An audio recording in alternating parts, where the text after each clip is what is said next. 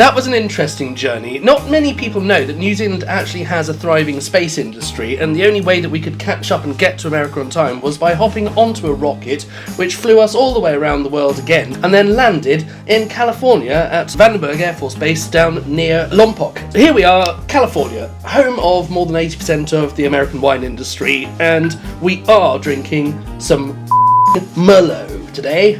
So we're here, the central coast of California is where we're getting most of our grapes from. That's certainly where the winery is, but they do source from all around. Yeah, absolutely. So Wente, 5 generations of winemaking here. So, you know, they started in 1883. It's been in the family for 5 generations. You see a lot of California wineries right now. It's like, oh, there's someone who made a lot of money doing other things like Bitcoining, and they just go, oh, I'm going to buy a wine. Vineyard. I think a key point of this is it says it's Merlot on the label.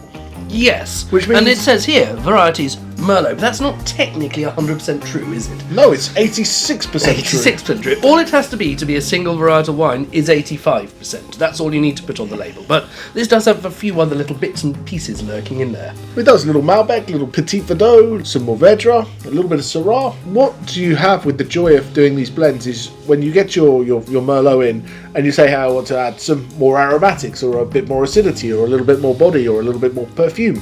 You can take other grapes and blend them in to create the final style that you're looking for. And this is a big, ripe, fruity wine. It's done in sandstone soil, so it can make this rich, bold style of wine. But being Central Coast, they get good yield, so therefore it doesn't become stupidly expensive. You know, because California seems to...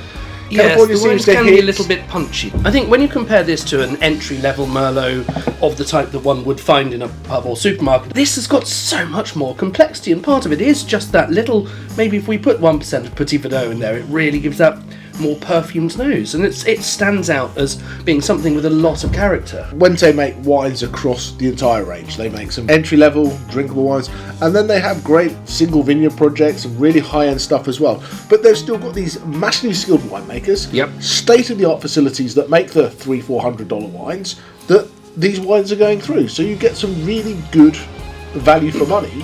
Quite right. What you're drinking. But on the west coast, there is winemaking that goes on all the way up the coast and down the coast. We're going to go up, not as far north as one can, but as far north as one can without suddenly turning into Canadians. We don't want to have any of that sort of stuff to worry about. So instead, we're going to go to Washington State. Not to be confused with Washington, D.C. Right, see you tomorrow. Geography lesson done. Let's go north.